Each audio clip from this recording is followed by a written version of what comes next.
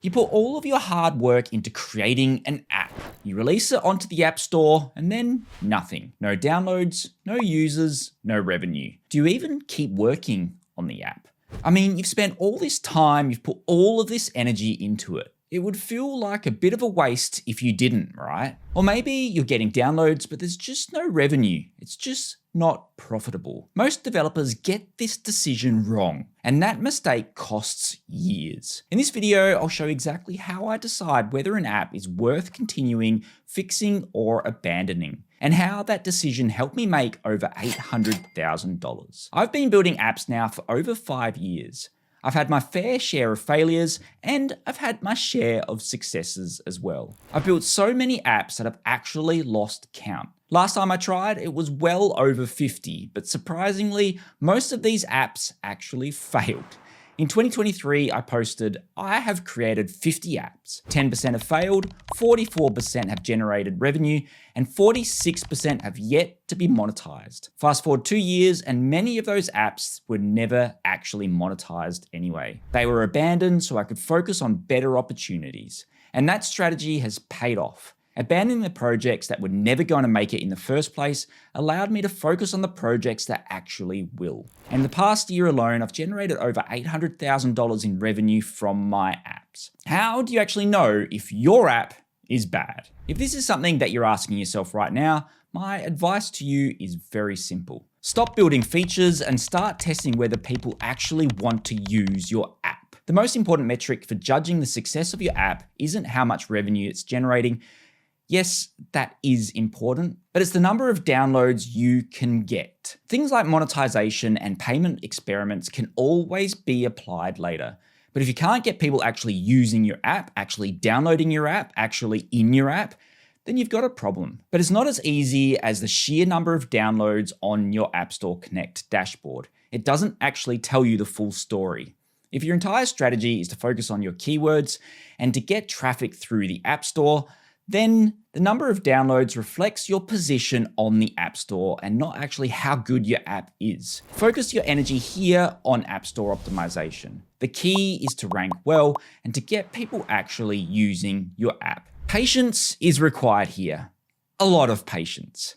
It can take up to 6 months for changes that you make to App Store optimization to actually take effect. So don't go over engineering your app, don't go adding new features, and don't go adding new functions while you wait for the optimization. I know the feeling all too well. While you're waiting for the App Store optimization to kick in, you just want to do something, anything. You want to feel like you're building your product. You want to feel like you're adding new features while you're waiting for the ranking to kick in. But resist the urge to build unneeded features. Resist the urge to over-engineer every part of your app. If App Store optimization is your only source of user acquisition, then your app is a failure until it ranks well. Don't go throwing more time and resources at it. In this case, it's not about abandoning the app or quitting it altogether.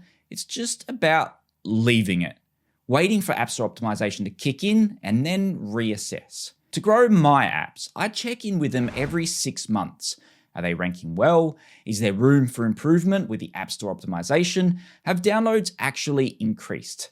That dictates whether I pick up the project again and continue my journey. Next, let's talk about those apps that are getting downloads but just aren't generating enough revenue. The issue here clearly isn't your distribution channels. If you're already getting people downloading your app, then you probably have user acquisition on the right path. If your app is getting downloads but not revenue, the problem is usually one of these 3 things: a poor monetization strategy, a weak value proposition, or the app is just bad. When I release my consumer apps onto the App Store, I know that as a basic guide, it will generate around 50 cents for every download.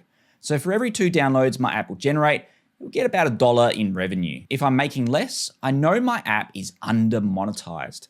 It's time to switch up the revenue model, change the prices, or update my paywall. For me, a simple strategy has worked really well here. A weekly subscription with a 3-day free trial, charging between $4.99 and $7.99 for that subscription, or an annual subscription between $24.99 and $29.99. I've talked at length about why this actually works and the tests that I've done to actually get here.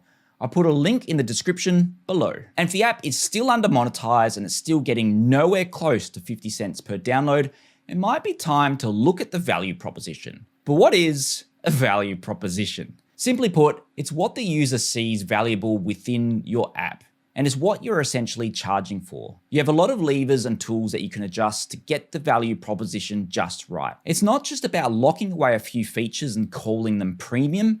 It can also be how much they actually get to use your app. With my AI scanner and identifier apps, the strategy is to give one free scan per day.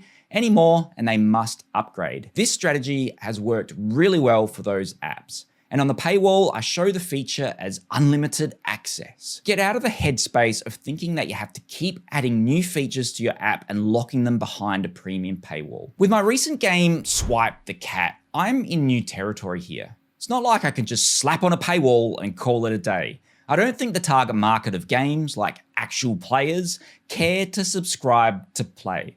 So the monetization strategy has to be a little bit different. It has to reflect what is sensible and what the user actually expects. In this case, I'm running with consumables. These are in-app currency which can unlock new levels and revives.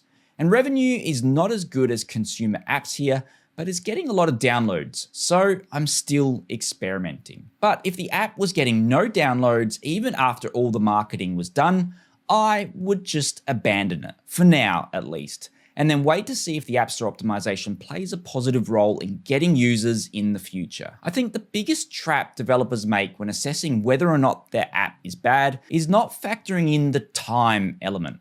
Sometimes an app will just take off in the future, kind of like delayed gratification. So you need to actually build the initial version with that in mind. Hey, this thing could take off. It might be an influencer picking it up, it might be App Store optimization, or it could even get featured on the App Store as App of the Day. But until that day happens, you shouldn't be focusing on spending time building features. You should be spending time, resources, and money on marketing. In a future video, I'm going to explore some of the interesting ways you can market your app on a budget. Let me know if that's a video you want to see, and make sure you subscribe so you don't miss out.